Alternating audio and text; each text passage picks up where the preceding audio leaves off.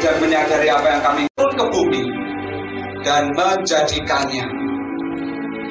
Dan biar mata kami melihat, karena yang akan datang bukan hanya kehadiran, tapi penyertaan-Mu, kuasa-Mu, kesembuhan, pemulihan, bahkan apapun.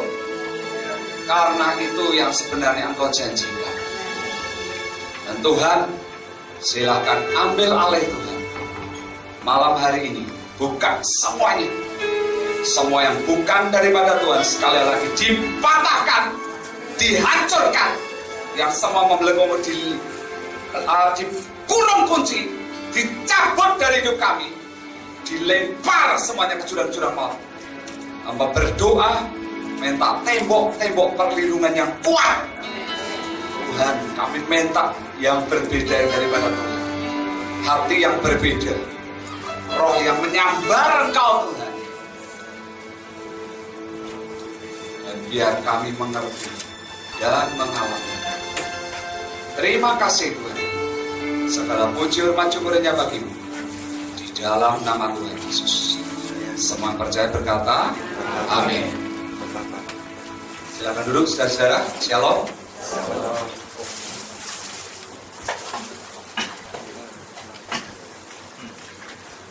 Senang berjumpa lagi dengan saudara. Dan apa yang saya mau bagikan hari ini, yaitu yang Tuhan taruh di dalam hati saya, yang pada waktu tadi saya datang dan tiba di sini. Sekali lagi saya mau berkata kepada setiap saudara, supaya mari kita ini semakin mengenal Tuhan dan mengenal sedang dibawa kemana oleh Tuhan kita yang sebenarnya Tuhan yang luar biasa ini.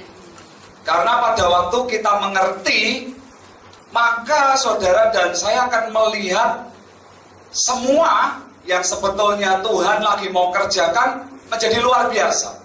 Tadi pada waktu saya tiba di sini, ada seseorang di antara saudara berkata, wow, kita sekarang kenapa tinggal di sebuah dimensi atau mungkin keadaan situasi ekonomi di mungkin negara kita yang seperti ini. Dan sebenarnya saudara dan saya harus mulai sadarin, kalau memang ini waktunya benar, Tuhan ini sudah akan datang. Maka firman demi firman itu pasti akan digenapi. Dan saya pernah bagikan kepada saudara beberapa waktu yang lalu, tapi sekali lagi saya mau buka, walaupun memang ini bukan poin saya, supaya mungkin saudara semakin mengerti. Saudara bisa buka di dalam Ibrani 12 ayat 26 dan 27. Ibrani 12 ayat 26 dan 27. Sebetulnya ada juga di Maleakhi 3 ayat 17 dan 18 ya.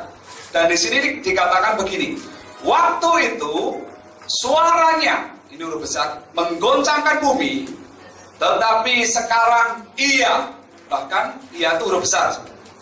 Kenapa saudara? Karena yang berjanji adalah Tuhan sendiri. Ia memberikan janji, berarti yang berjanji Tuhan sendiri. Satu kali lagi, aku akan menggoncangkan bukan hanya bumi saja, melainkan langit juga. Ini bicara apa saudara? Kegoncangan yang sebenarnya yang mungkin tidak bisa terpikirkan oleh pikiran kita. Makanya saudara bicara langit, mungkin bicara apa saudara? Kepala kita juga ikut geleng saudara. Nggak tahan saudara, geleng. Kenapa saudara? Bingung ngelihat situasi dan kondisi yang terjadi. Mungkin kita berkata, ini cuma di Indonesia, siapa bilang?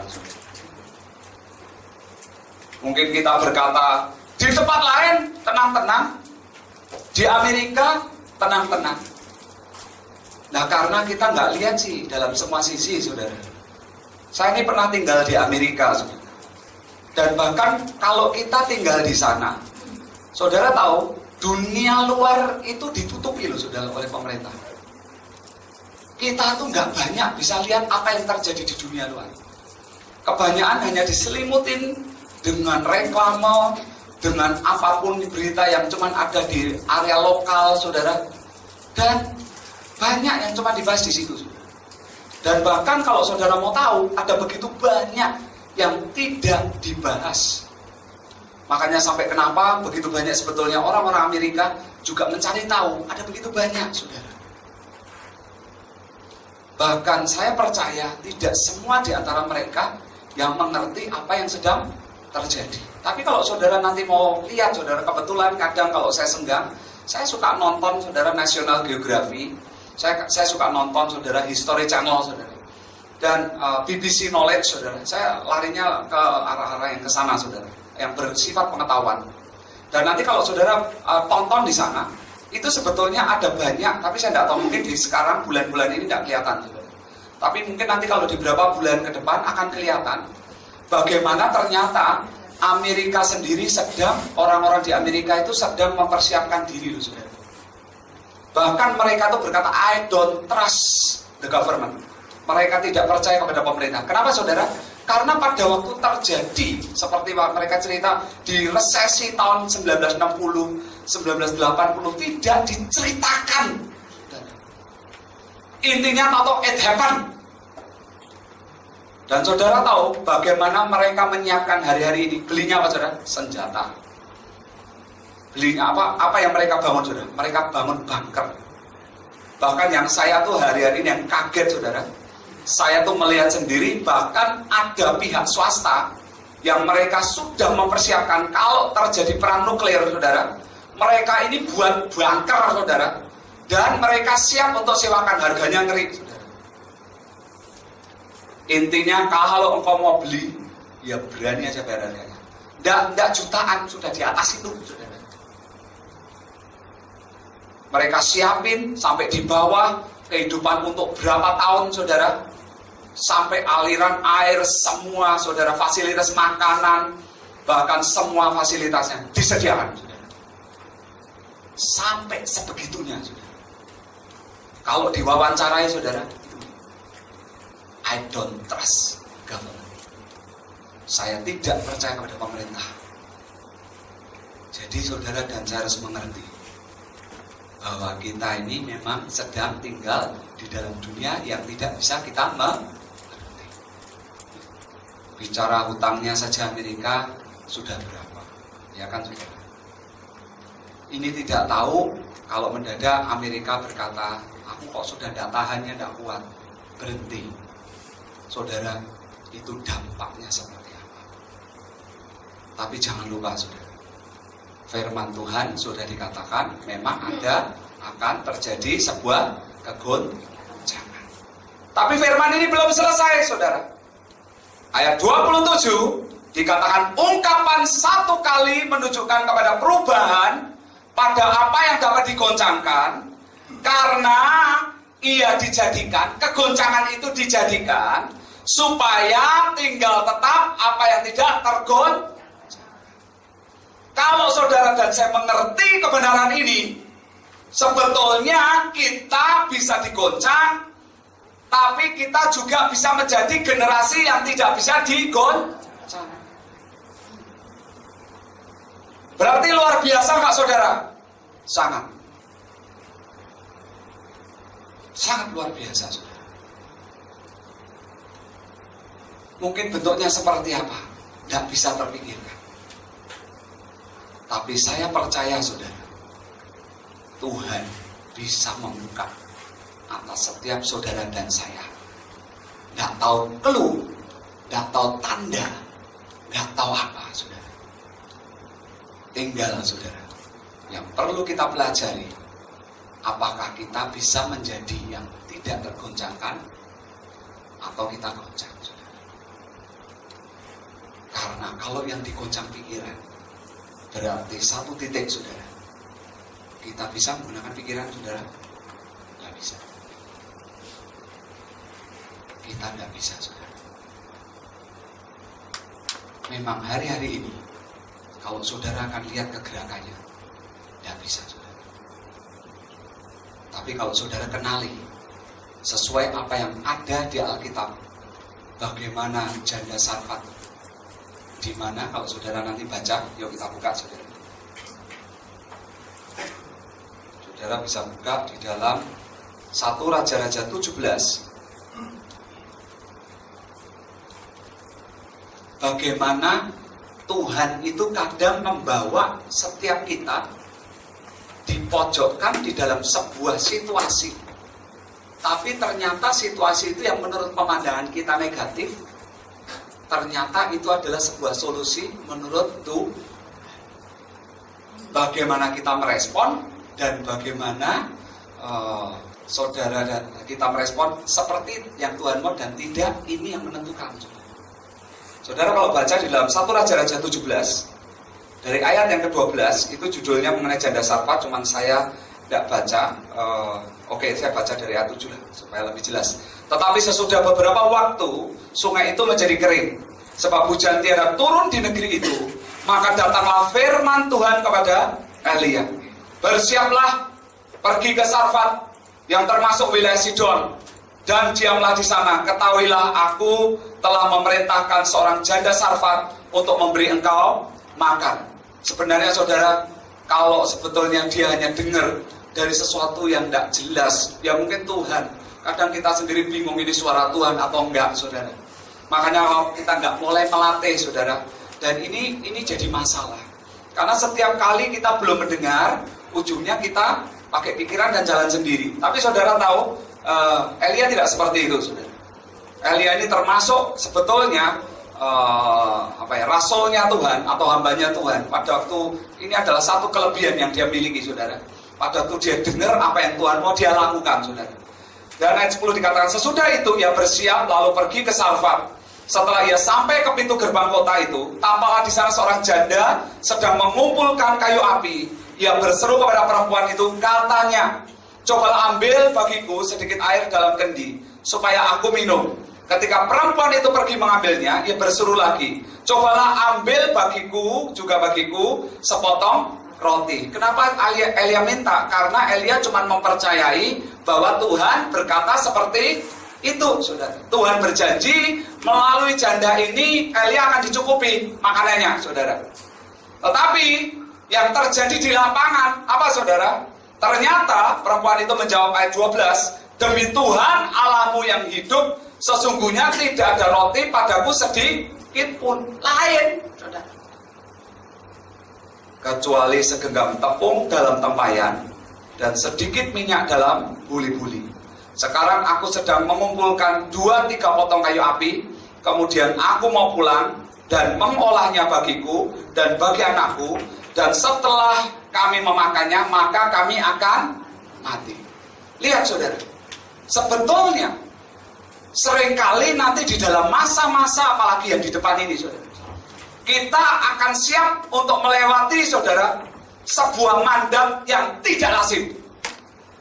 Seperti apa yang dialami oleh Elia, Tuhan berjanji akan memberikan sebuah pernyataan, saudara, bahwa Tuhan akan memberi makan melalui janda Sarfat ini. Tetapi pada waktu dia ketemu, saudara, kenyataannya janda Sarfat ini tidak punya pabrik roti. Janda Sarfat ini bahkan stok di gudangnya pun tidak ada. Bahkan hanya siap untuk sehari atau sekali dia makan. Bahkan saudara lihat paradigma yang dimiliki oleh janda Sarfat ini apa, saudara? Pada waktu aku makan, setelah itu aku mati. Tapi saudara lihat, justru kalau saudara baca di selanjutnya, sikap Elia apa, saudara? Dia lebih percaya kepada Tuhan. Maka dia berkata, kalau itu kau berikan buat aku, maka engkau akan lihat akan menjadi banyak dan menjadi banyak. Dan kenyataannya terjadi. Bagaimana kita bisa menjadi tidak tergoncangkan, saudara? Pada waktu saudara dan saya perlu mulai menyadari bahwa kita ini hari-hari ini walaupun tinggal di dalam situasi yang tidak jelas, tetapi sekali lagi ada sesuatu yang jelas yang memang tidak semua orang percaya. Tergantung setiap orang keputusannya mau percaya tidak percaya. Tetapi kita memiliki Tuhan yang besar. Kita percaya enggak, saudara? Kalau kita tidak percaya, kita kena imbasnya. Kalau Elia berkata, oh ya benar, ya sudahlah buat kamu dia minggir. Saudara, dia akan dapat makan, saudara. Mungkin ceritanya stop sampai di situ, saudara. Atau ada cerita baru, saudara, tapi lain. Judulnya apa, saudara? Elia kelaparan. Benar, saudara. Dan bisa nanti muncul ayat baru, saudara. Elia kelaparan sampai mati. Saudara, kenapa kadang Tuhan paksakan begitu? Sebenarnya Tuhan sedang memaksa supaya kita, saudara, percaya sama Dia, saudara. Jalannya, caranya, percaya. Saudara, kalau melihat, saya mau sambung bukan di kebenaran ini, saudara. Tapi kalau saudara nanti mau lihat lagi, ada begitu banyak yang lain. Contoh Yusuf. Kita tuh jangan lihat besar. Nanti kalau sudah bingung lagi, ya Yusuf, saya tidak ngalami. Kita tidak berani bayar, saudara. Firman Tuhan berkata, barang siapa yang takut kehilangan nyawanya, dia sebetulnya orang yang khawatir, saudara, itu tidak beda dengan orang yang takut, saudara. Cuman mungkin takut itu levelnya, tingkat sakitnya lebih tinggi, saudara. Begitu kita khawatir, pakai pikiran, saudara, langsung kesedot ke sana, saudara. Makanya dikatakan firman, orang yang takut kehilangan nyawa justru hilang. Orang yang rela justru dapat. Makanya, saudara, janda Sarfat ini, dia mengambil sebuah keputusan yang tepat. Pada waktu ditantang oleh Nabi Elia, dia lebih memilih untuk apa, saudara? Dia berikan. Saudara, kalau lihat, yang mungkin bulan lalu saya pernah bagikan mengenai Yusuf, ujungnya apa, saudara? Kerelaan dalam hidupnya membawa di dalam masa kelaparan, dia menjadi penguasa nomor 2. Di dalam masa kelaparan, dia menjadi orang yang sebetulnya memiliki sumber atau emas. Karena di zaman itu, saudara, saya percaya gandum lebih berharga daripada emas, saudara. Karena kenyataannya di seluruh bangsa itu, saudara, itu emas, ternak, sampai orang, ladang, semua pindah, saudara. Saudara, kalau lihat di zaman Elisa, saudara, bahkan terkadang cara Tuhan membalikkan keadaan menjadi yang tergoncangkan harus muncul dengan sebuah pemandangan yang bahkan rasanya menurut manusia tidak mungkin. Yang bahkan di waktu itu terjadi kelaparan begitu rupa, sampai bahkan tahi pun ada harganya. Saya nggak bisa bayangin, saudara. Menurut saya, saudara, kalau orang sudah makan tahi, saudara, apa enggak sudah kebangetan? Jangan, saudara. Tapi kenapa Tuhan kadang pojokkan di titik-titik seperti itu? Saudara dan saya harus kenali, Dia Tuhan yang tidak bisa saudara dan saya justru sebuah keputusan yang saudara dan saya ambil pada waktu saudara dan saya berani masuk di titik yang saya tuh kalau ngerenungin, saudara, sebetulnya ada faktor apa, saudara? Judi. Judi apa, saudara? Nekat sama Tuhan itu ya kayak gitu, saudara. Jadi diambil sebuah kepilihan, ini berani banget. Ini berani banget. Ini kalau saudara mau tahu, mungkin kita berkata, semua susah. Saya ini sedang bersama dengan pemimpin-pemimpin saya, menurut saya, saudara, kalau bahasa kita yang normal, saudara, rada edan. Kenapa, saudara? Suruh ngadain KKR besar-besaran 100.000, saudara. Dan nggak modelnya gini, saudara, buat proposal, terus maaf, saudara, kadang kayak orang yang lain di pinggir jalan, saudara, minta beginian, saudara. Mungkin pikir, oh enggak tepat. Itu diadakan, saudara, acaranya kira-kira 1,5 hari. memberi makan 6 kali. Jadi saudara tahu, mereka berdoa, sudah dapat disuruh mempersiapkan makanan. Sekarang ini lagi nimbun itu saudara. Sudah jadi kira-kira 200 berapa ribu. Saya itu lagi ngerenungin Tuhan. Ini kalau makanan ini kira-kira 600 ribu.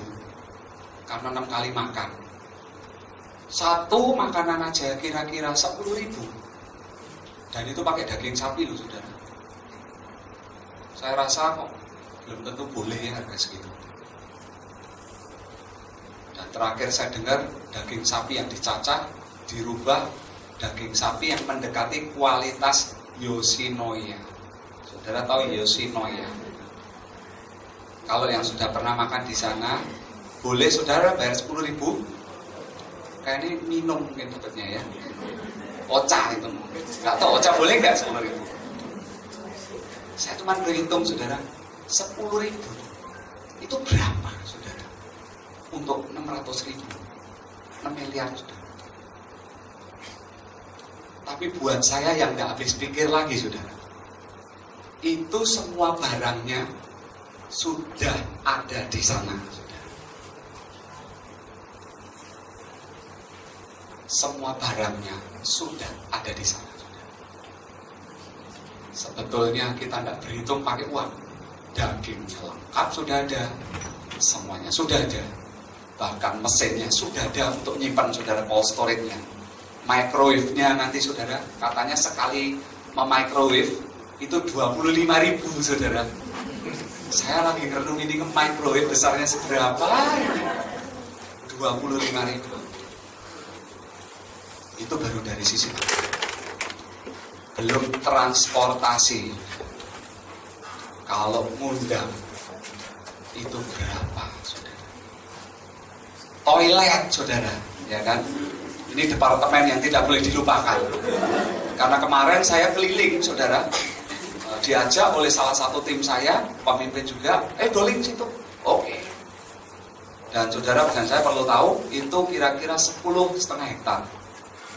Kami doling kira-kira 6,5 saudara. Dan menurut saya lumayan saudara. Makanya besok itu tergantung sekali lagi. Saudara mau melihat ini hanya sebagai udahlah biar mereka yang ngerjain. Dan set. Atau di mana hati kita saudara. Karena bagaimana kita menjadi yang tidak tergoncangkan atau tergoncangkan, sebetulnya hari-hari ini keputusan yang kita ambil menentukan semua. Kami ini saudara, bukan cuma yang 100 ribu di tempat saya ini aja nih, nanti bulan November akhir 28 ini sudah ada acara lagi menduduki kota, ngadain pasar murah besar saudara, adain pengobatan dan lain sebagainya saudara. Justru di masa yang seperti ini, bahkan kalau saudara mau tahu kerjanya apa saudara, nabur dan nabur. Hari ini barusan ditantang lagi, kamu mau nabur buat interior? Ini saudara tahu disuruh buat interior saudara berapa puluh kamar saudara. Tapi saudara tahu itu semua sudah ada yang nabur. Walaupun akhirnya salah satu tim kami, teman kami, saudara saya berkata, yuk kita mau tidak ikut ambil bagian sembahyang? Bebas. Saya berdoa, Tuhan berkata, nah itu tempat yang paling subur. Engkau ngerti tidak hatiku? Makanya nanti saya cerita, saya tunjukin kebenarannya, supaya saudara mau lihat perbedaan. Tuhan membedakan dan menilai saudara dan tidak. Sebetulnya bukan tergantung Tuhan, tergantung respon dan pengertian kita dan bagaimana kita merespon saudara. Dan Tuhan berkata, lakukan. Oke. Saya bilang, join, saya ikut. Saudara tahu itu toilet saudara, kira-kira 300 atau 600, saya tidak ngerti. Kemungkinan yang saya dengar itu 300. Saya pada waktu keliling, kebetulan di situ tuh ada rumah-rumah, ya salah satunya rumah mereka juga dari tim JKI saudara. Dan mereka ini juga lagi berlatih peternakan dan lain sebagainya saudara. Jadi ada ayam, ada ada bebek, ada kambing. Saudara tahu, pada waktu saya jalan, saudara, itu bau, saudara. Kebetulan anginnya itu ke kami, saudara. Pada waktu bau, saudara, waduh, ini baru kotoran ayam, saudara. Bebek sama kambing sudah berbau, saudara. Saya tidak bisa ngebayangin nanti Tuhan, kalau 100.000 itu mungkin dah ada orang yang jago menahan, ya kan, dengan ilmunya yang tinggi, sehingga dia bilang pokoknya selama 1,5 hari aku tidak akan melakukan itu. Tapi terus andai kata mungkin 60% aja yang melakukan, saudara. Itu berapa, saudara? 60.000 kan, saudara? Itu saya tuh di sana kemarin baru lihat paling ayam berapa sih, saudara? 15 ekor, saudara. Kecil-kecil, saudara. Mungkin kambing 20, bebek mungkin ya 20-30. Belum dibandingkan dengan 50.000. Dengan kualitas, saudara, protein yang mungkin menurut saya premium, saudara. Dan tentunya mungkin dampak outputnya seperti apa. Saudara tahu, ini teman-teman lagi nyiapin. Tapi itu pun Tuhan sudah sediain, saudara. Sampai berapa ratus ada yang nabur. Nanti di sana itu kita di lapangan, saudara, di tanah. Duduknya bagaimana? Saudara tahu ada yang nabur, saudara. Lantai 1 MHC sudah ada yang nabur. Lantai 2 MHC sudah ada yang nabur. Saya renungin, Tuhan, ini gedungnya kecil. Ini semua kebutuhannya kecil. Bagaimana mereka bisa Tuhan kirim berlomba? Nah, di dalam masa resesi, saudara. Tapi kenapa di situ Tuhan berkarya dengan luar biasa? Ini yang saya rindu, saudara, dan saya tangkap kuncinya, saudara. Saya cuma tahu satu, bahwa kalau mereka lakukan itu karena datang dari Tuhan, dan itu adalah kegerakannya, maka demikian pula Tuhan akan menyertai dan bergerak. Acara masih Desember, saudara. Memang kebutuhannya banyak, dah. Super, saudara. Kemarin kalau tidak salah saya dengar, kelihatannya minimum 20M sampai 50M. Dan belum pernah, saudara, menurut saya kegerakan Batra ini sampai di titik ini, saudara. Kalau secara manusia nggak bisa, saudara. Iman saya nggak nyampe, saudara. Makanya Tuhan mulai berbicara, nah, kalian harus bergandengan. Engkau harus ngerti hati. Paling tidak, salah satu pesan yang Tuhan memberikan, jangan sampai saudara tidak ada di rencana dan kegerakan Tuhan. Jangan sampai engkau berhenti. Karena pada waktu kita berhenti, maka berhentilah pula pintu-pintu yang daripada Tuhan yang terbuka buat saudara dan saya. Justru pada waktu saudara melakukan yang Tuhan mau. Ini film belum selesai, Pak, saudara. Mungkin berkata, gila ya, ngadain sebuah acara, event, ini sekarang lagi butuh nyimpen uang, tapi begini. Tapi kan ini film belum selesai, saudara. Kita tidak pernah tahu bahwa nanti pada waktu kita rela kehilangan nyawa, firman Tuhan apa, saudara? Saudara tahu sebetulnya hati Bapak apa, saudara? Yuk kita buka, saudara. Dalam Yohanes 3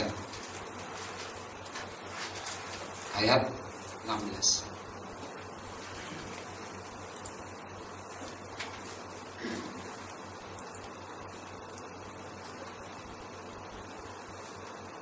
Di sini dikatakan begini, karena begitu besar kasih Allah akan dunia ini, sehingga ia telah mengaruniakan anaknya yang tunggal, supaya setiap orang yang percaya kepadanya tidak binasa, melainkan memperoleh hidup yang kekal. Sebetulnya saudara dan saya harus kenali, Bapak kita ini saudara, itu cinta kepada manusia itu luar biasa. Makanya dalam bahasa Inggrisnya, kalau dalam bahasa Indonesia dikatakan apa saudara? Begitu besar kasih Allah. Dalam bahasa Inggrisnya, because He is so love the world. Saudara dan saya harus ngerti, hatinya ini saudara, hatinya Bapak ini setiap kali bicara manusia, bicara jiwa-jiwa, bicara itu saudara, itu luar biasa. Memang saudara, perlu mandat tidak saudara? Oh iya. Pemimpin-pemimpin saya pun ini, mereka juga dapat mandat. Bulan Juli saya masih ingat, Tuhan mulai berbicara, Tuhan mulai memberi mandat. Ayo, siapkan. Sejujurnya saudara, pada waktu saya dengar begitu pun, jangan saudara berpikir sepakat. Enggak nih saudara dalam hati. Kenapa saudara? Karena ngurusin 100.000 itu enggak mau. Dan lompatannya saudara, dari berapa saudara sebelum itu 30.000. 30.000 aja saudara, itu enggak mudah. Apalagi 100.000. Tapi sekali lagi, Tuhan itu selalu saudara, kalau Dia berfirman, kalau dilakukan dan benar dari Tuhan, akan muncul yang namanya tanda. Nah, kalau itu bukan dari Tuhan, tetapi dari kebutuhannya apa yang ada, Tuhan mulai kirim dengan sendirinya, saudara. Pada waktu melobi jiwa-jiwa, jiwa-jiwa mulai merespon, saudara. Itu namanya tanda, saudara. Makanya kita mulai melatih berjalan bersama dengan Tuhan. Saudara dan saya harus mulai pelajarin. Kita itu kalau jalan tuh nanti akan lihat yang namanya tanda. Tanda apa saudara? Tanda penyertaannya, tanda konfirmasinya. Sebetulnya asik saudara, kalau kita mulai melatih berjalan bersama dengan Tuhan ini. Coba kenali saudara, coba dalami. Tuhan yang saudara dan saya miliki ini Tuhan yang biasa atau yang luar biasa saudara? Kalau benar Tuhan yang luar biasa, saudara dan saya mulai berdoa. Yang Tuhan mau buat saudara dan saya lakukan untuk Tuhan itu apa? Kebetulan bagian saya pribadi karena saya tergabung oleh tim yang ada di situ. Dan memang itu Tuhan yang mau. Saya akan sepakat dengan mereka. Cocok gak cocok urusan belakang. Tapi begitu saya lihat tandanya saudara, begitu saya ngerti itu adalah yang Tuhan mau, tanah itu subur, bagian saya apa? Saya buka saudara. Tuhan bilang, ya lakuin, saya lakuin. Ya lakuin, sepakat. Ini yang saya rindu, saudara cermat dan takut saudara. Karena justru kalau saudara nanti mau jalankan yang Tuhan mau, sebetulnya itu yang akan berdampak dengan luar biasa. Saya bukain saudara di dalam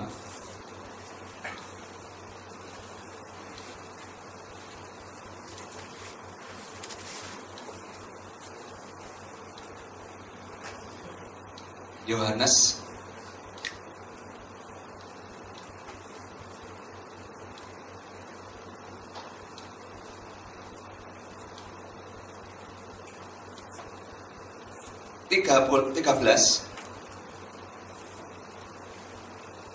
ayat 32.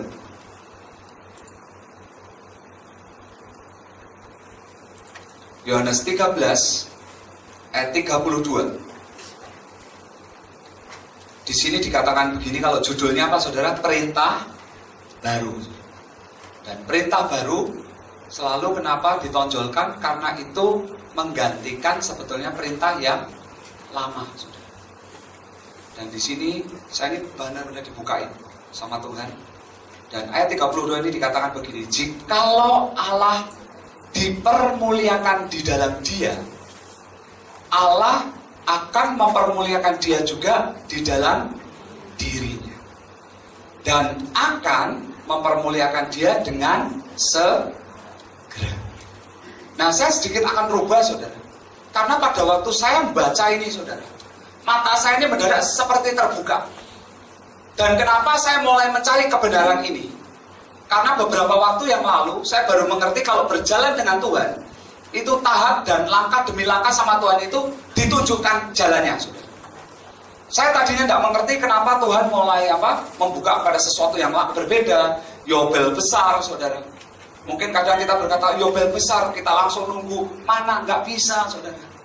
Yobel besar ini akan saudara dan saya lewatin pada waktu saudara dan saya mengerti yang Tuhan mau untuk saudara dan saya lakukan, dan saudara lakukan itu. Makanya saudara kalau lihat dari yobel besar, saya naik iFly Singapura, bahkan Tuhan berkata, engkau tidak bisa jalan lakuin sendiri, ilmumu nggak nyampe. Terus bagaimana? Kau tidak perlu belajar lebih lagi, tapi engkau perlu kenali kenapa engkau disuruh ikut latihan itu. Karena pada waktu engkau latihan, setiap kali kau keluar dari jalur dan treknya, engkau tidak keluar dari jalur trek, karena ada instruktur. Dan di situ Tuhan berkata, ketergantunganmu dengan Roh Kudus itu besar. Yang terakhir ini, saudara, saya dibuka lagi pada waktu beberapa minggu yang lalu, ibu mertua saya minta tolong sama saya, boleh enggak? Aku ini lagi mau ngundang ada seorang hamba Tuhan dan timnya datang pergi ke Surabaya. Siapa? Ini. Dan hamba Tuhan ini, saudara, itu dari New Zealand, dan dia menyampaikan mengenai pengertian mengenai kerajaan Allah. Dan saya cuma merenungin, kegerakan kita itu sudah jauh di depan. Tuhan, bagianku apa? Aku perlu bantu apa enggak? Tapi ternyata Roh Kudus berkata, bantu nak. Dan yang aneh lagi, mendadak Roh Kudus berkata apa? Tolong sedot. Saya itu begitu, saudara. Begitu saya mulai ngerti Tuhan berkata sesuatu, kasih clue, saudara, saya mulai pasang kuda-kuda. Saya tidak mau berhenti, saudara. Dan hari-hari ini lucu sekali. Karena Tuhan itu sudah ngajarin. Sebelum itu saya berangkat ke Israel, saya cerita sama saudara bagaimana Tuhan mengajarin kalau kita terus dipimpin Roh Kudus dan pakai ilmunya Tuhan, tidak nabrak, tidak seperti nerobos, tapi dengan cara paksa, saudara. Bahkan kalau kita ngerti kekuatan unity, saudara, sebetulnya dahsyat. Saya baru mengerti, saudara, ternyata salah satu nanti yang ada menjadi sebuah persyaratan kita untuk lihat lawatan, itu kekuatan yang harus kita miliki adalah kekuatan unity, saudara. Tapi unity seperti apa, saudara? Ini unity ini sangat berbeda. Dan ini ternyata memang sebuah ilmu yang harus dipelajari lagi. Saya tidak mau dalamin itu, saudara. Tapi aneh, saudara, Tuhan ini sudah secara sepoin, sepotong, sebagian, dia tuh mulai berbicara. Sampai pada waktu Tuhan berkata sedot, saudara. Dan akhirnya saya datang. Saya sebetulnya mempersiapkan diri, oke, bagianku aku temenin ibuku. Kalau dia butuh translate, saya translate. Kamu mau apa, deal? Silahkan deal. Tapi saudara tahu, justru pada waktu saya di sana, ada sesuatu yang sangat membuka saya. Karena saya pikir, saya ini sudah dekat dengan Roh Kudus. Saya pikir, saya juga sudah menjadi pelakunya. Saya merasa sudah dekat dengan Tuhan. Tapi ternyata ada satu pribadi, yaitu Bapa, yang saya kenal lebih dalam daripada waktu kemarin terbukakan, saudara. Bahkan sebetulnya tulisannya di Alkitab Yohanes 3:16 itu sebetulnya memang itu yang menerjemahkan kan adalah orang lama. Dan saya tidak tahu bagaimana mereka dipenuhi oleh Roh Kudus atau tidak. Tapi sebetulnya kalau di situ tulisannya, kalau menurut saya, saudara, karena begitu besar kasih Bapa, saudara, bukan Allah, saudara. Dan bahkan kadang, coba saya mungkin tanya, saudara ini sekarang Berdoa sama siapa? Sama Bapa, sama Tuhan Yesus, sama Roh Kudus. Ya. Yesus pertama kali ngajarinya kita doa dengan siapa, saudara? Kita tidak kenal, saudara. Saya pikir saya ini sudah bisa, saya sudah ngerti, saudara. Ternyata mata saya itu terbuka, saya belum ngerti, saudara. Walaupun pertama kali saya dijamah, saya tahu yang jamah itu Bapak, saudara. Dan kalau saudara kenali, Bapak itu saking cintanya, justru dia kirim Yesus untuk akhirnya kita dan selamat jadi selamat. Bapak yang saking cintanya, itu tadi Yohanes 3:16 kirim Yesus. Yohanes 15 ayat 26 sampai saya pelajari lagi, Tuhan buat aku mengerti, buat aku mengerti, supaya biar kalau boleh aku mau ngerti sih kebesaranmu apa. Karena di zaman sekarang ini kita kalau pakai pikiran dan kekuatan kita gak akan kuat, saudara. Tinggal tunggu main tanggal mainnya. Dan kalau kita mulai stres, saudara harus mengerti hubungannya apa, saudara, ke badan. Tinggal stroke, jantung, mana yang konslet, ya sudah, saudara. Atau bahkan kalau jiwa kita konslet, edan, ya tahu, saudara. Kita tidak boleh tutupin itu, saudara. Kita bisa kuat, nggak bisa. Tapi jangan lupa kita punya Tuhan yang bisa membuat kita menjadi kuat dan tidak tergoncangkan. Kalau kita tidak dalam ini, satu ketika mentok, kita tidak kuat. Kita ini butuh sebuah hubungan yang dimana akhirnya saudara mengerti. Sampai apapun di dunia ini mau goyang kayak apa, saudara tidak akan goyang, saudara. Karena saudara akan tahu Roh Kudus bicara. Saudara akan tahu hati Bapak. Kenapa kita disuruh nempel sama Roh Kudus? Di dalam bahkan Yohanes 15 ayat 26 disebutkan bahkan saudara tuh dari Bapak itu keluar siapa, saudara? Roh Kudus. Tulisannya seperti itu, saudara. Yuk kita buka, saudara.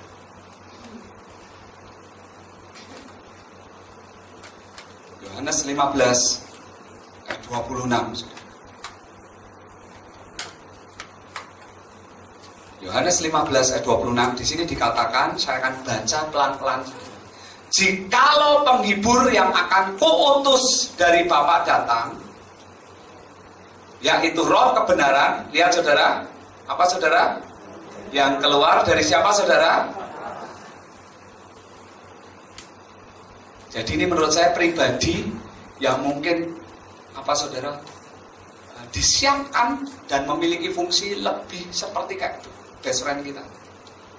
Jadi mungkin kita dengan mudah ngobrol sama dia itu lebih enak, saudara. Karena mungkin dengan Bapak ini ada protokolernya. Kadang mungkin karena aduh Bapak ada protokolernya, males dah ketemu sama Bapak. Kita ini lupa, saudara, bahwa sebetulnya yang punya niat pertama ketemu siapa, saudara? Bapak. Sampai dia tuh ilmunya dikeluar-keluarin, saudara. Keluarlah Yesus, keluarlah Roh Kudus. Supaya apa, saudara? Supaya akhirnya saudara dan saya ini bisa connect kembali dengan Bapa. Saya melihat hari-hari ini yang diperlukan ini, saudara, adalah hubungan, pengenalan, dan bahkan hubungan yang terbuka antara saudara dan saya. Dan apakah dia cuma bicara I love you, saudara? Enggak, saudara. Kenapa dia kirim Yesus dan Yesus menjadi contohnya? Karena bahkan di Alkitab, saudara, disebutkan, kalau saudara lihat, Yesus berkata di dalam Yohanes 14 ayat 12 sama saudara. Saudara bisa catat itu, bisa buka.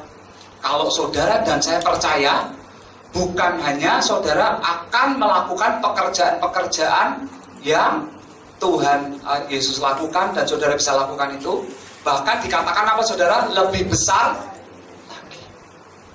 Betul, saudara. Sebetulnya, saudara, saya baru ngerti. Karena sebetulnya doa di kitab Matius itu tidak simpel, saudara. Saya tadinya itu rada males kalau doa Bapak kami, menurut saya itu terlalu apa, saudara? Terlalu liturgi. Tapi sebetulnya karena saya tidak mengerti hati Bapak Hati Yesus itu doa yang singkat tapi powerful, saudara. Kita buka, saudara, di dalam Matius 6, saudara.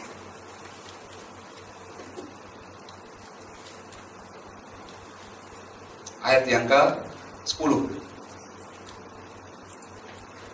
atau ayat ke-9 dulu, tidak apa-apa. Karena itu berdoalah demikian: Bapa kami yang ada di surga, dikuduskanlah namamu. Lihat, saudara, datanglah kerajaanmu, jadilah kehendakmu di bumi seperti di surga. Sebenarnya ini bicara apa, saudara? Hati Bapak bukan cuma mau mengasihi saudara dan saya. Hati Bapak ini mau membawa apa yang di surga yang luar biasa itu, saudara, itu mendarat di bumi, saudara. Jadi hadiratnya, atmosfernya, saudara. Dan setelah itu turun, saudara, setiap kali ada hadirat Bapak, itu Bapak pasti akan muncul yang namanya mandat. Maka kehendak Dia pasti akan muncul, saudara. Dan Bapak itu kenapa ingin itu, saudara? Karena Bapak mau menjadikan kehendak-Nya.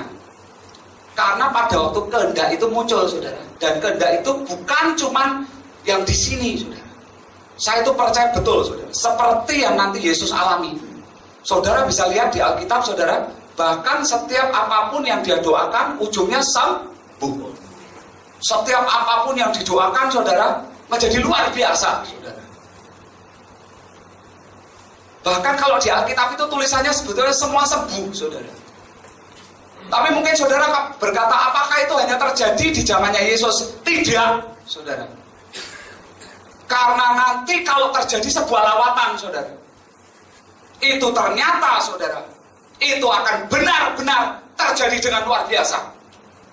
Pada waktu lawatan di Kisah Rasul terjadi, saudara, itu pun ada ayatnya. Yuk kita buka, saudara. Dalam Kisah Rasul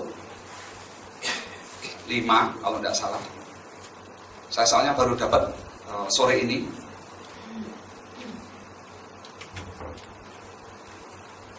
Ayat 16.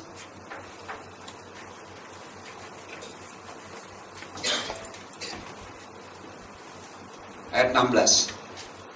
Dan juga orang banyak dari kota-kota di sekitar Yerusalem datang berduyun serta membawa orang-orang yang sakit dan orang-orang yang diganggu oleh roh jahat.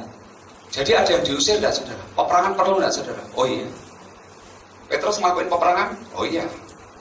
Ini masa hil? Enggak, saudara. Yang dihil ya orang sakit. Roh jahat dipatahkan, dihancurkan, saudara. Dan di sini ayat yang kata-kata yang terakhir. Dan apa, saudara? Mereka sebagian, saudara, sebenarnya nanti, saudara, di satu titik lawatan, saudara, itu luar biasa. Bahkan kalau saudara mau tahu, tadi saya kembali ke ayat yang tadi, Yohanes 13 ayat yang ke-32. Kalau kita rubah, saudara, karena sebetulnya ini terjadi sama Yesus, dan Yesus juga berkata bisa terjadi atas kita. Dan kalau saya rubah kata Dia, itu Dianya kan Yesus. Dan kalau kata Dia kita rubah dengan kata kita, saudara, di sini artinya begini: jikalau Allah dipermuliakan di dalam kita, saudara, dan Allah akan mempermuliakan kita juga di dalam dirinya. Dan Allah akan mempermuliakan kita dengan segera. Sebetulnya artinya apa, saudara? Pada waktu kita ini benar-benar mempermuliakan Tuhan, saudara, maka Tuhan juga akan lihat problem di dalam diri kita, dan Dia juga akan menyatakan kemuliaannya di dalam masalah itu, saudara. Pada waktu kita mempermuliakan Dia, saudara, dan dalam semakin besar titik kemuliaan ini, maka semakin sempurna kemuliaan yang Tuhan akan nyatakan buat saudara dan saya. Bahkan di kata-kata itu yang terakhir dikatakan apa, saudara? Dengan segera. Sebenarnya segeranya tergantung siapa, saudara? Tergantung saudara dan saya. Bagaimana kita merespon? Saudara mau tahu mempermuliakan Tuhan seperti apa, saudara? Bagaimana Yesus mempermuliakan Tuhan? Buka Yohanes 17, saudara, ayat 4.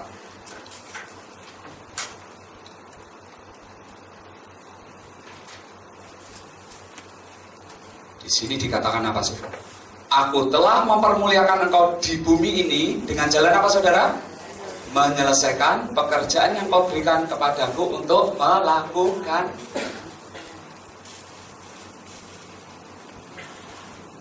Saya rindu, saudara, dan saya ngerti dan cerna dan tangkap ini, saudara. Mungkin salah satu yang membuat kenapa Tuhan belum bekerja dalam diri kita, karena mungkin hati kita, saudara, masih belum terfokus untuk mempermuliakan Dia. Justru kalau fokus kita, gimana selesaiin masalah? Gimana selesaiin masalah? Sekali lagi, saudara, itu bukan jalan Tuhan supaya kemuliaannya Dia akan mengalir atas kita, saudara. Adalah pada waktu kita mempermuliakan. Bagaimana kita tahu mempermuliakan? Kerjakan apa yang menjadi bagian yang Tuhan mau atas saudara dan saya. Yang mana? Bangun hubungan saudara. Hidupkan. Kalau Yesus berdoa dengan Roh Kudus untuk ngerti hatinya Bapa dan berdoa kepada Bapa, saudara kenali, kalau Bapa sayang sama kita, Dia pasti akan berbicara nggak, saudara, sama kita? Oh iya. Coba mulai berdoa, coba mulai datangin, saudara. Dan setiap kali ada sebuah penawaran, mulai berdoa. Jangan begini, saudara. Oh, aku cuman, ya sudahlah, nanti ada acara besar, aku terdorong untuk datang kok nonton, saudara. Nonton itu dengan menyelesaikan pekerjaan itu bahasanya beda, saudara. Oh, aku cuma ikut. Yesus mempermuliakan dengan jalan menyelesaikan. Dia tahu apa yang dia akan kerjakan. Dia connect dengan Bapaknya. Dia tahu bagiannya. Ada waktu kita ngerti connect how, saudara. Semakin saudara melakukan, semakin sempurna. Nanti tandanya juga pasti akan muncul. Kemuliaannya pasti sangat sempurna. Semakin saudara melakukan dalam ketepatan, di mana, saudara? Bisa dikegerakan yang 100.000, bisa di hari demi hari ini, saudara. Karena sebenarnya saya percaya setiap kita ini Tuhan punya juga kerjaan buat saudara dan saya. Gimana tahunya? Ayo pelajari. Kita ini kesukaannya apa? Punya panggilannya apa? Oh, aku suka doain orang. Ya sudah, mungkin panggilannya salah satunya. Tapi bagaimana kita mengerti, bagaimana mendoakan orang yang Tuhan mau hari ini siapa? Hari ini siapa? Ayo mulai bangun komunikasi hubungan kita dengan Bapa. Tanya, ngobrol sama Roh Kudus, karena Roh Kudus ini keluar dari Bapa. Supaya pada waktu nanti connect, ayo Roh Kudus, tolong kasih tahu, kasih bocoran. Hari ini Bapak maunya apa? Lakuin. Justru kalau kita diam, siapa tahu kita ini sedang mengolor-ngolor apa pekerjaan yang Tuhan sedang sediakan buat saudara dan saya. Mungkin saudara berkata, oh, aku ini lagi sibuk karena Tuhan tuh lagi memberikan pekerjaan aku secara sekuler luar biasa. Oke, tanya Tuhan. Kalau ternyata Tuhan berkata, oke, kamu melayani aku dengan hartamu, lakukan, saudara. Saya tuh melihat, saudara, nanti dalam satu titik, kalau lawatan Tuhan terjadi seperti apa, saudara? Sebenarnya Itu dahsyat. Tapi ternyata ada tanda demi tanda, saudara. Tadi barusan sore ini saya dibukain, saya akan sedikit kupas sama saudara mengenai kisah Rasul. Dan oh ya, sebelum saya cerita ini saudara, saya mau cerita bagaimana hasil doa yang kemarin kami berdoa saudara, bersama juga dengan para pemimpin kami. Dan bahkan sebetulnya secara teknis ini Tuhan itu menyatakan mujizatnya itu cukup luar biasa. Tidak benar-benar tersangkal dari pikiran kami saudara. Karena sebetulnya kalau bicara mungkin kekurangan itu secara dana aja kurang, keprofesionalan orang-orang kita kurang, tapi Tuhan tuh bisa kirim saudara. Tapi saudara, ada satu yang ternyata Tuhan ini berkata bahwa masih kurang, sangat kurang. Yaitu apa saudara? Terlalu sibuk dengan teknisnya. Kita kurang berdoa dan mengerang dan menjerit sama Tuhan. Minta supaya kerajaan Bapa, menurut saya sih, kalau saya terjemahkan dalam bahasanya Tuhan, membawa supaya Tuhannya itu pengen datang. Makanya sampai pada waktu kemarin, setelah saya dengar itu pun, saya renungkan, walaupun yang teknis perlu dilakukan, tapi jangan lupa kunci utamanya adalah yang roh harus Itu sebabnya mulai dari hari kemarin kami dapat sebuah pernyataan dan kami disuruh untuk menjerit setiap jam 3 sore. Dan mungkin di antara saudara, kalau ternyata Tuhan juga taruh hati di dalam hati saudara, kalau boleh lakukannya di mana? Aku kerja, tidak masalah. Saya tadi lakukan di 99 Ranch Market, saudara. Saya tidak doa di kamar tadi jam 3, saudara. Karena saya lagi berdoa, tanya Tuhan bagianku suruh apa? Oh ini pas tidak ada kerjaan, oke. Kamu kan katanya mau beliin hadiah ulang tahun buat ibu gembalamu, oke. Kamu berangkat ke sana. Nah, Tuhan ke sana kan nanti doanya gimana? Sudah, tenang saja. Dan pada waktu itu saya nunggu karena kurang 10 menit dan saya pas lagi jalan. Ya udah, kamu lakukan di dalam sana aja. Tapi berhenti ya. Jadi pura-pura megang barang, tapi kamu sembahyang. Jadi saya di situ pura-pura megang barang, saudara. Tapi saya doa. Tapi saya heran, karena kami kan sepakat semua. Jam 3 itu pada waktu saya sambil megang barang, hati saya ini di sini kayak diremes-remes. Pada waktu saya menjerit dan mengerang, Tuhan, aku minta jiwa-jiwa Tuhan. Sekali lagi, acara Desember itu tidak ada artinya apapun, walaupun biaya pun disediakan oleh Tuhan. Kalau engkau tidak hadir, kalau engkau tidak membawa lawatan, tidak ada artinya. Saudara tahu, saya tuh pikir Tuhan ada di lingkungan umum, ada lagu-lagu. Mestinya kan susah kan saudara? Di situ saudara, hati saya itu bisa tidak tahan saudara. Diremes-remes, menangis. Dan sampai saya terusin, Tuhan terus biar. Karena Tuhan berkata, kalian setiap hari harus menjerit. Supaya kalau boleh setiap orang yang datang ke gereja-gereja dibuka dan dilawan sama Tuhan. Dan ini adalah salah satu yang benar-benar menjadi sebuah PR. Kalau saudara punya hati, lakukan saudara. Apa saja yang Roh Kudus dorong. Karena saudara tidak tahu kalau itu terjadi. Dan saya juga mesti singkapkan saudara, bahwa sebenarnya lawatan itu Tuhan sudah tawarkan 10 tahun yang lalu. Hari kemarin Tuhan itu buka itu melalui pemimpin-pemimpin. Nah, ingat ya, 10 tahun yang lalu, pada waktu aku mau adakan di Sion, di Cirebon, lihat gak anemonya? Jam 8 pagi acaranya dimulai. Orang sudah datang ngantri di depan pintu jam 2 malam. Jam 1 malam. Lihat nak. Dan tidak mereka diberi transportasi.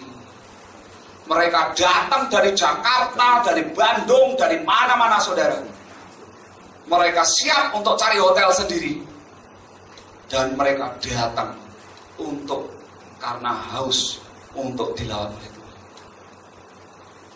Tapi ingat ya, karena pada waktu itu tidak dipersiapkan secara roh dengan kuat, tidak dipersiapkan secara teknis dengan kuat, sehingga pada waktu event itu terjadi, maka terjadilah insiden. Termasuk waktu itu salah satu pemimpin kami kakinya kena pecahan kaca, ada pintu yang pecah saudara, dan hampir terpotong, walaupun dengan mujizat Tuhan bisa tersambung kembali. Dan Tuhan berkata, lihat, mulai dari titik itu setiap kegerakan yang Tuhan nyatakan belum bisa maksimal. Dan ini sudah 10 tahun. Dan ingat, ini bisa terjadi lagi. Makanya kami melihat, oh iya, hari-hari ini kami juga belajar, tidak mau banyak pusing, tidak mau mikir, saudara. Pokoknya Roh Kudus bilang apa, kita melakukan. Ini saya mau singkatin sedikit, saudara. Di dalam Kisah Rasul, saudara, kalau lawatan Tuhan terjadi itu seperti apa? Kisah Rasul 1 ayat 8. Saya mungkin membuka rada cepat, saudara bisa catat di Alkitab atau di catatan saudara ya. Di sini dikatakan, tetapi kamu akan menerima kuasa kalau Roh Kudus turun atas kamu, dan kamu akan menjadi saksiku di Yerusalem, seluruh Yudea, Samaria, ke ujung bumi. Saudara lihat, kalau Tuhan memberi mandat, tidak terlalu menjelaskan apa-apa, saudara. Dia cuma berkata apa, saudara? Kalau nanti Roh Kudus turun, kuasa itu akan turun, dan kamu akan dipakai dengan luar biasa. Tuhan kadang memberi mandatnya cuma seperti itu. Tapi sebenarnya apa yang terjadi, saudara? Lihat Kisah Rasul 2, saudara, ayat yang keempat, dan ini yang terjadi, saudara. Di sini dikatakan begini, maka penuhlah mereka dengan Roh Kudus. Saya percaya, saudara, ini bukan cuma Roh Kudus, saudara. Roh Kudus ini mempresentasikan, saudara, menurut saya kerajaan Bapa itu turun. Saudara tahu hari-hari ini itu ada hamba-hamba Tuhan yang dipercayakan khusus membawa hadirat kerajaan Bapa. Dan pada waktu kerajaan Bapa itu turun, saudara, apa yang terjadi, saudara? Itu hujan debu emas itu ya. Makanya saudara dan saya harus kenali kerajaan surga itu kayaknya seperti apa, saudara. Ya. Bahkan jangan heran, sekarang ini pun ada hamba-hamba Tuhan yang dipakai, bahkan dia bisa lihat, kalau bahkan di dalam alam roh itu berlian lewat, dilihat di sambar, saudara. Kadang kita berpikir, oh itu sesuatu yang luar biasa. Kita kadang belum berpikir lagi bahwa memang kita ini punya Tuhan yang super kaya, saudara. Kita ini yang kadang berpikir kita tuh yang miskin pikiran kita, saudara. Seolah-olah kayak Tuhan itu tidak bisa. Tapi kalau saudara sudah mengerti, ini kenyataannya ada nih, saudara. Yang bahkan dia ini sudah bangun rumah dari apa, saudara?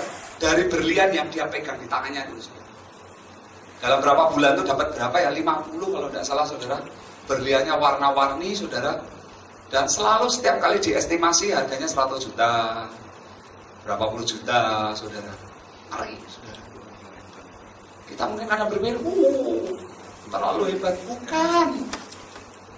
Karena nanti kalau saudara bahkan lihat lawatan Tuhan, apa ini nanti yang kita mau pelajari, ya.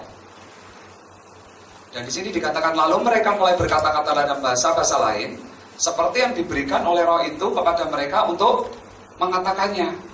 Walaupun dilihat ayat 13, saudara, Kisah Rasul ayat 13, lalu, saudara, ada orang yang merespon, ada orang yang berkata begini, tetapi orang lain menyindir, mereka sedang mabuk oleh anggur manis. Kadang pada waktu kita melakukan, sikap dan respon kita ini mempengaruhi. Kita mengalami atau tidak, tergantung bagaimana kita memandang. Kalau kita tidak kuat dengan Tuhan, ini yang menjadi sebuah persoalan. Lanjut, saudara. Kisah Rasul 3 ayat 6, saudara.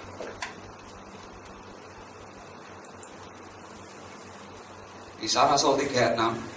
Di sini dikatakan, tetapi Petrus berkata, emas dan perak tidak ada padaku, tetapi apa yang kumpunyai, ini begitu hadirat Bapa atau kepenuhan Roh Kudus atau bahasa mereka Pentakosta terjadi, saudara.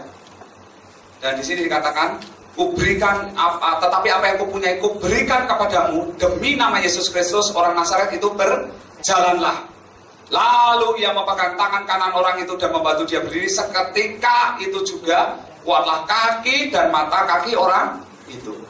Sebenarnya ini panggilannya seperti persis, saudara, apa yang dilakukan oleh salah satunya Pak Petrus Agung. Bagaimana pada waktu dia berdoa, saudara, dan pada waktu itu dia minta anak buahnya untuk bantuin, dan mendadak mulai jalan.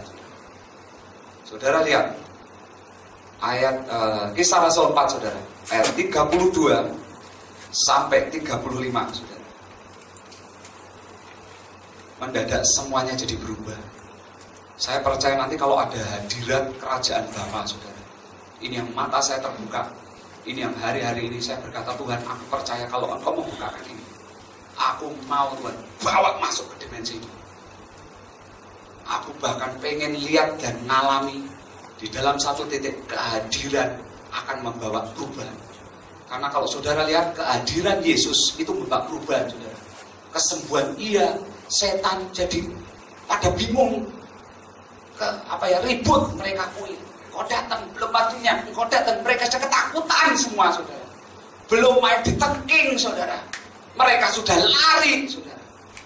Karena benar-benar ada hadirat Bapa yang besar, saudara. Itu kalau kehadiran surga sudah datang, saudara, itu enggak bisa. Makanya tadi saudara kalau baca di Yohanes 13 tadi ayat 32, saudara baca tuh di ayat 31-nya bahwa sebetulnya kapan sebuah pengertian itu dibuka sama Tuhan. Di ayat 31-nya dikatakan sesudah Yudas pergi. Antara yang dosa dengan yang benar tidak bisa jadi satu. Kita harus mempersiapkan diri, saudara. Mau tidak mau, mungkin dipaksa hari-hari ini, kita harus persiapkan diri. Karena kalau kita tidak siap, saudara, kita mungkin akan menjadi yang tergoncang. Dan di sini dilihat, saudara, perubahan pada waktu ada hadirat kerajaan Bapa itu datang, saudara. Kisah Rasul 4 ayat 32, cara hidup jemaat semuanya jadi berubah. Lihat, saudara. Adapun kumpulan orang yang telah percaya itu, lihat, saudara, mereka sehati, sejiwa. Unity tidak, saudara? Ada saling. Kalau kamu mau bersatu aku, syaratnya harus begini. Syarat itu gak ono, saudara. Setiap kita yang berkata pakai syarat, maaf, saudara, menurut saya belum dari Tuhan. Kalau sama Tuhan ini sudah kita dibuang, kita ini belajar menerima. Makanya kita bisa akan tergolong untuk menjadi orang yang membawa lawatan atau dilawat Tuhan atau tidak. Ini kelihatan tandanya di sini jelas, saudara. Mereka sehati, sejiwa, tidak seorang pun yang berkata, lihat, saudara, bahwa sesuatu dari kepunyaannya adalah miliknya sendiri. Ada satu titik, saudara, ketergantungan kita. Nanti maaf, saudara, dengan kekayaan, dengan uang akan hilang, saudara. Ini roh mamon hilang, saudara. Kenapa, saudara? Karena ada hadirat Bapa, tidak akan tahan, saudara. Makanya kenapa, saudara, kita mungkin tidak bisa membawa hadirat Bapa? Karena mungkin hadirat yang lain masih menguasai kita. Mari kita mulai siapkan diri, saudara. Dan di sini dikatakan, dengan kuasa yang besar, rasul-rasul memberi kesaksian tentang kebangkitan Tuhan Yesus, dan mereka semua hidup dalam kasih karunia yang melimpah-limpah. Lihat, saudara, kuasanya nyata. Saya percaya dalam sebuah lawatan itu, saudara, itu nanti kuasa itu akan nyata, saudara.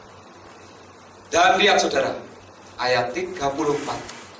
Sebab tidak seorang pun yang kekurangan di antara mereka. Karena mereka semua yang mempunyai tanah rumah menjual kepunyaannya, dan hasil penjualannya itu mereka bawa. Mendadak apa, saudara? Ini bukan bicara terus saudara mendadak jualan rumah, enggak, saudara. Tapi ini mendadak ada orang-orang mungkin yang memiliki lebih. Ada orang-orang yang mendadak dipakai Tuhan, diberkatin, karena ternyata diberkatin untuk menjadi berkat buat yang lain. Mendadak, saudara, kasih itu mengalir.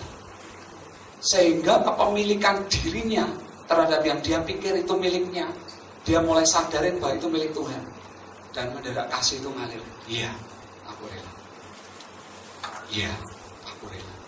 Saudara lihat, sebetulnya mandat Tuhan, kalau saudara baca di kitab Rasul yang pertama, cuman berkata bahwa Tuhan akan menurunkan kuasa pada waktu Roh Kudus itu. Tuhan tidak bicara apa-apa. Dan kuasanya apa saudara? Untuk jiwa. Dan saudara lihat, pada waktu ini saudara, kumpulan ini terjadi saudara. Sebetulnya ujungnya apa saudara? Lawatan itu terjadi. Mujizat itu terjadi. Jiwa-jiwa mulai dilawan. Tapi begitu lawatan dan jiwa-jiwa terjadi, apa yang terjadi saudara? Di dalam Kisah Rasul 4 ayat 34 dikatakan apa saudara? Di ayat yang pertama itu, sebab tidak ada seorang pun yang keku. Berarti berkat itu sebetulnya mengalir tidak saudara? Di balik lawatan saudara. Oh iya. For sure yes. Dan ini jangan dibalik saudara. Kita harus mulai kenali cara Tuhan itu bekerja. Tidak bisa dibalik saudara. Lanjut saudara.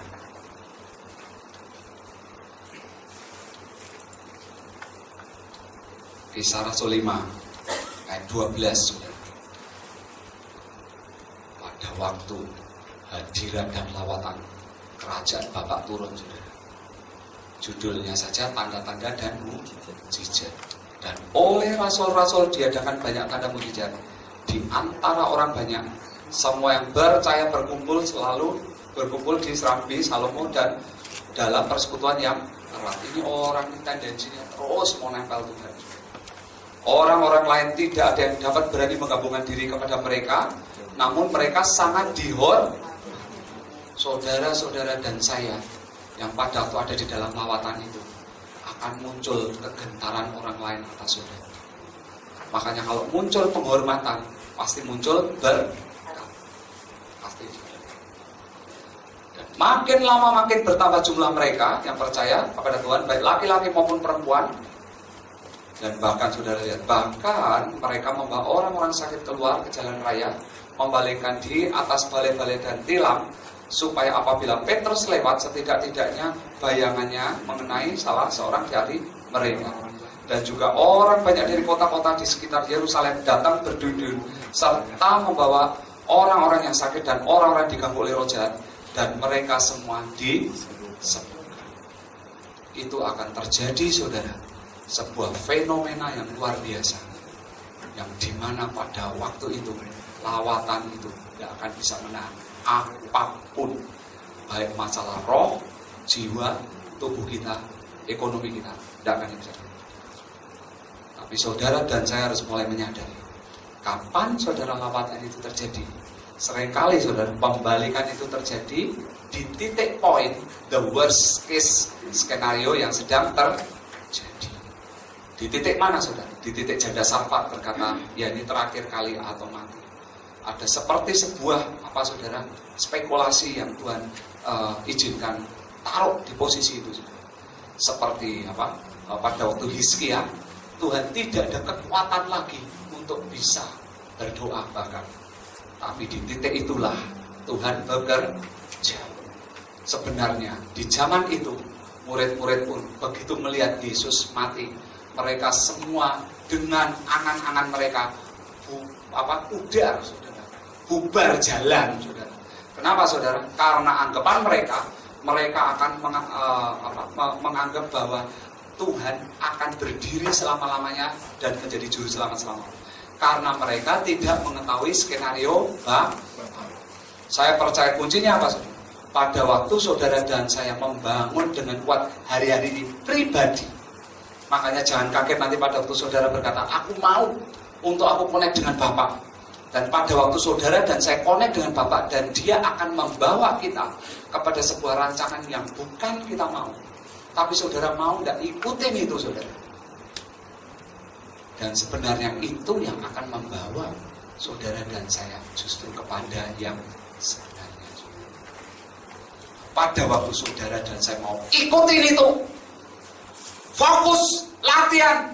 Karena saya percaya dari hari demi hari, setiap kita ini pasti nanti akan diizinkan Tuhan. Apapun.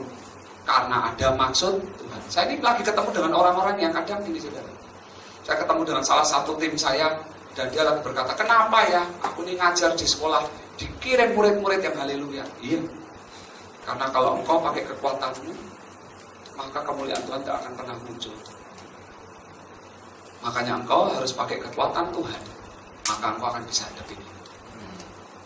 Saya berdoa lagi, Tuhan, maksudmu apa sih? Kenapa anak ini kok izinkan begini? Iya, karena dia belum mengerti destiny. Karena dia tinggal di keluarga yang juga sangat kuat dan tidak karuan. Dan salah satunya, aku mau pakai dia untuk menyelamatkan keluarganya. Dengan jalan yang biasanya dia mau lari dari masalahnya. Makanya keluarganya, orang tuanya mau lari dari masalahnya. Jadi kalau lari ya sudah, kalau tidak memilih cerai, atau memilih pisah rumah, atau bahkan mereka mungkin belum cerai, tapi tinggalnya sudah tidak bareng, saudara. Yang satu di kota satu, yang satu di kota satu, lah ya apa bedanya? Tapi Tuhan berkata, justru kalau dia menang, bukan hanya keluarganya, tapi aku mau pakai dia untuk akan melayani orang-orang yang lemah. Tinggal cara memandang dia seperti apa. Dia mau pandang itu menjadi sebuah masalah, atau dia mau pandang menjadi sebuah sekolahan yang akan membuat dia lompat next level dan menjadi luar biasa. Saya ketemu dengan orang lain lagi, saudara, yang kerjaannya apa, saudara, kadang kalau tidak cocok sedikit marah, tidak cocok sedikit marah. Saya baru mengerti, saudara, kenapa Tuhan proses dia sedemikian rupa. Dia harus menjumpai dengan relasi kerja, dengan apapun yang ujungnya bisa menekan dalam hidupnya terus. Karena ternyata di balik semua itu, Tuhan mau pakai dia untuk bisa melayani jiwa-jiwa yang begitu banyak dan luar biasa. Saya bisa cerita, saudara. Tapi buat saya, mari kita mulai cerna diri kita ini, di mana kita berada, dan mari kita mulai mengerti sebetulnya kita memiliki Bapa yang seperti apa. Mari kita ambil kuncinya, bagaimana keputusan demi keputusan yang kita ambil, saudara, yang akan menentukan banyak hal yang akan terjadi di depan kita, saudara. Justru kita akan memilih diam atau kita tidak merespon. Itu yang menentukan apa yang saudara dan saya akan lewati di depan ini. Memang dalam setiap keputusan, kadang kita harus memutuskan, bisa betul, bisa salah, saudara.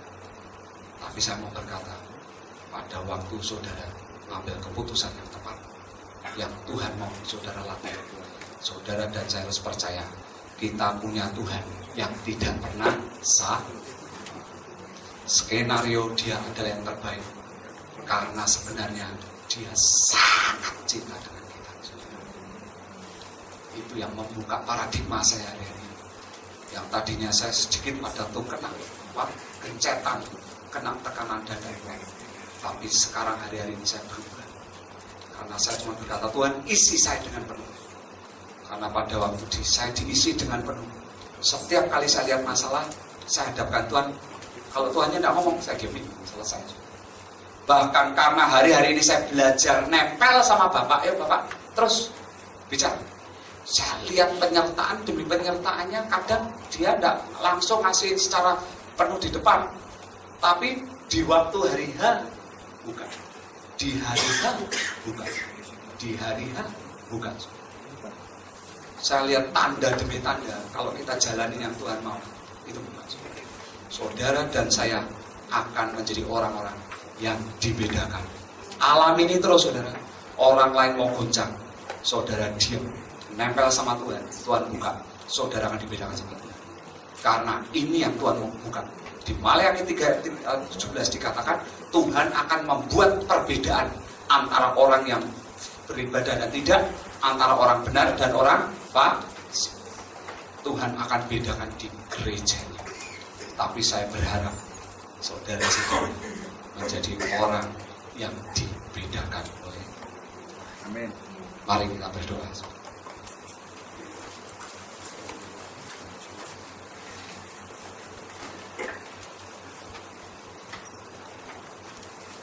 Mari kita cerna, saudara, apa yang sebenarnya Tuhan mau nyatakan dalam hidup kita.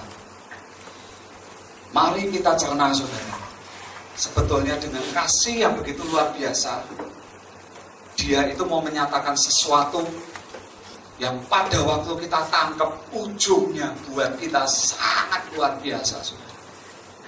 Karena dia bukan cuma mau menyayangi kita, tapi dia mau membawa kerajaannya turun bagi hidup kita. Dia mau menjadikan kehendaknya melalui hidup kita. Dan itu terpancar menjadi luar biasa. Firman demi firman akan digenapi. Kita akan menjadi terang, kita akan menjadi garam, kita akan menjadi orang yang tidak tergoncangkan. Kita akan menjadi orang-orang yang berbeda karena melihat kemuliaan demi kemuliaan Tuhan. Kita bahkan akan menjadi orang yang benar-benar berbahagia karena mengalami yang Tuhan nyatakan dalam hidup kita. Dan biar saudara, saya berharap mulai hari ini saudara-saudaralah yang mau mengambil keputusan untuk menjadi orang-orang itu, saudara. Saya undang buat saudara-saudara yang mau berdiri, saudara. Kita mau nyanyikan lagu tadi, saudara, yang dinyanyikan oleh WL kita, Amazing Grace, how sweet the sound. Saya hari-hari ini sangat terima dengan ayat ini, saudara, dengan kebenaran ini, karena sebetulnya artinya, saudara, Amazing Grace itu adalah anugerah yang luar biasa. Tapi sebenarnya anugerah itu apa, saudara? Kalau saya jabarkan dengan bahasa kita, anugerah itu adalah cinta yang tidak bisa kita bayangkan, yang lebih besar dari apa yang kita pikirkan, saudara. Maka itu namanya anugerah. Cinta yang kita terima, yang tidak bisa kita nilai, saudara. Dan kita ini memiliki Bapa yang mau mencintai kita, yang tidak bisa kita nilai. Dan andai kata kita menyadari itu, justru kita mau tidak seperti Yesus. Kita mau senangkan Bapa, kita mau muliakan Bapa. Karena itu yang membuat akhirnya siklus kita permuliakan Dia. Firman Tuhan berkata, maka Bapa juga akan mempermuliakan kita di dalam diri Bapa. Dan Bapa akan mempermuliakannya dengan segera. Saudara rindu alami itu, saudara. Kemuliaan Bapa itu akan mengalir atas hidup saudara dengan segera. Lalu kita mau ucapkan, kita mau deklarasikan, saudara, sama-sama. Saudara buka itu ayatnya. Kita rubah, saudara. Jadi tolong lagu ini dirubah dulu dengan ayat di dalam Yohanes 13 ayat 32.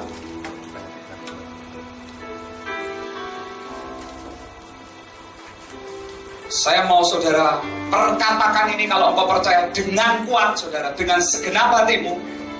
Dan kita mau rubah kata dia, yaitu versinya Yesus, itu dirubah jadi saya, ya. Dan kita mau ucapkan supaya akhirnya itu benar-benar menempel dan merema dalam diri kita. Bisa? Oke. Mari saudara, kita mau katakan bersama-sama yang percaya dengan segenap hati kita. 2, 3. Jikalau Allah dipermuliakan di dalam saya, Allah akan mempermuliakan saya juga di dalam dirinya, dan akan mempermuliakan saya dengan segera. Kita rubah, saudara, kata dia menjadi nama kita, saudara. Jadi nama kata dia ada 3, itu jadi nama kita, saudara, ya. Oke. 2, 3. Jikalau Allah dipermuliakan di dalam Yohanes, Allah akan mempermuliakan Yohanes juga di dalam dirinya, dan akan mempermuliakan Yohanes dengan segera. Sekali lagi dengan segenap hati kita, saudara. 2, 3. Jikalau Allah dipermuliakan dalam Yohanes, Allah akan mempermuliakan Yohanes juga di dalam dirinya, dan akan mempermuliakan Yohanes dengan segera. Amin.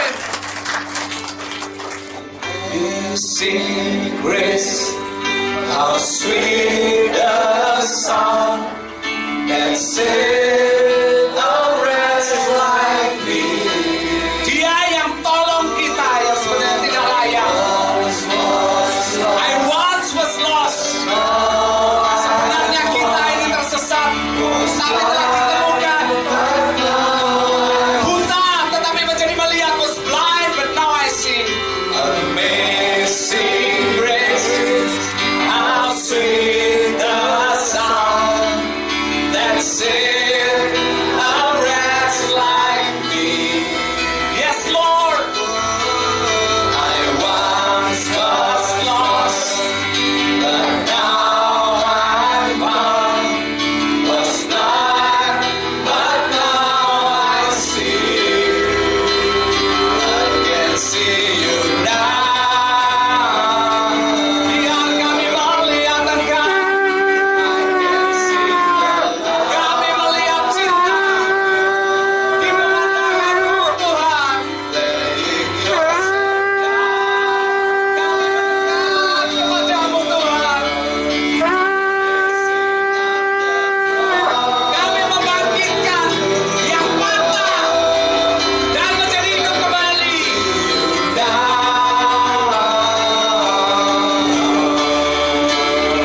I can see the love in your eyes, laying yourself down,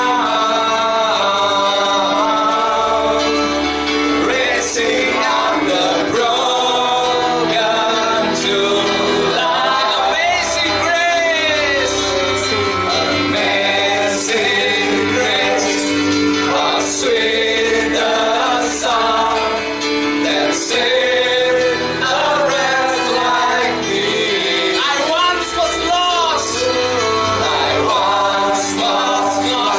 now I'm found. Was blind, but now I see. Amazing grace, amazing grace, how sweet the sound that saved a wretch like me. I once was lost, but now I'm found. Was blind, but now I see. I can see you now.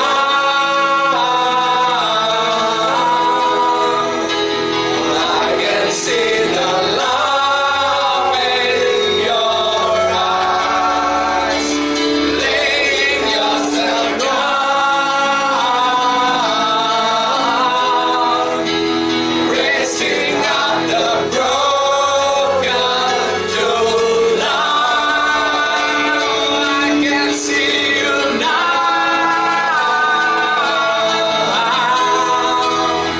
I can see the love in your eyes, laying yourself down, raising up the broken to life.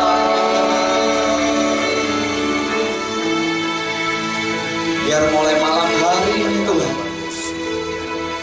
kami benar-benar mau undang Engkau Bapa, karena kami tahu di dalam apa yang kami lewati kami tidak bisa tanpa Engkau. Tapi kami percaya kami memiliki Bapa yang ajaib, Bapa yang besar, Bapa yang suka memberikan ke dalam situasi apapun, bahkan yang terburuk apapun. Bapa yang membawa kami kepada rencananya yang ajaib. Bapa membawa kepada dimensi yang supranatural.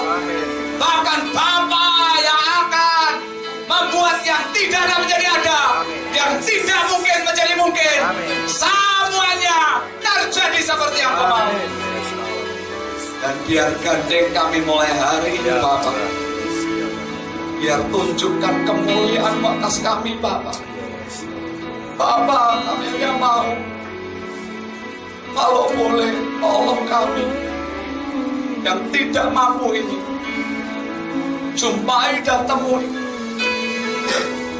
Kirim Roh Kudus-Mu benar-benar masuk dalam hati kami dan berbicara, dan buka hati-Mu atas kami. Kami mau menjadi orang-orang yang berbeda, dipersiapkan di akhir zaman. Dan kami mau Roh-Mu kuat atas kami. Apapun yang di depan kami tidak akan bisa menggoncang kami, karena Engkau yang lebih besar yang menaungi kami. Dan biar mulai malam hari ini, ambil alih, bekerjalah dengan luar biasa. Gandeng kami di dalam rencana dan rancangan-Mu, supaya kalau boleh, itu yang membuat Engkau yang dipermuliakan. Dan kami percaya pada waktu Engkau dipermuliakan, maka Engkau yang akan mempermuliakan kami. Engkau yang akan melihat setiap masalah kami, karena buat Engkau itu adalah kecil. Dan yang Engkau yang akan permuliakan dengan segera. Terima kasih Bapa. Ambil alih, Engkau lihat kerinduan setiap hati saudara-saudara, dan Engkau yang akan berbicara sesuai dengan kerinduan mereka. Engkau yang akan respon Tuhan. Dan ambil alih setiap kami. Di dalam nama Tuhan Yesus, kami terima semua yang daripada Bapa, daripada Tuhan Yesus, dan daripada Roh Kudus. Di dalam roh nama Tuhan Yesus. Semua yang percaya berkata, amin.